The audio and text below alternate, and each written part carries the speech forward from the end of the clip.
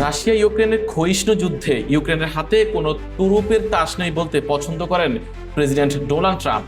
তবে ইরানের সঙ্গে লড়াইয়ে তার নিজের হাতে তাস কতটা শক্তিশালী তা নিয়ে এখন বড় ধরনের প্রশ্ন উঠছে।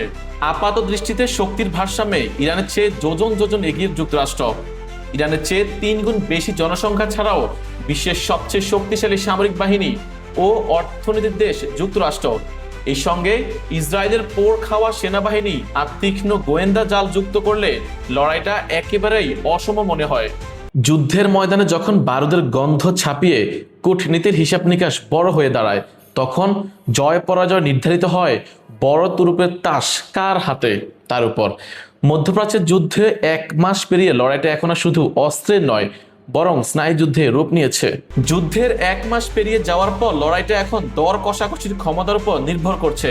ট্রাম্পের শক্তি হয়তো বেশি, কিন্তু নিরঙ্কুশ বিজয় পেতে হলে তাকে যে রাজনৈতিক ও অর্থনৈতিক ক্ষতির মুখে পড়তে হবে তা সহ্য করার মানসিক প্রস্তুতি তার নেই।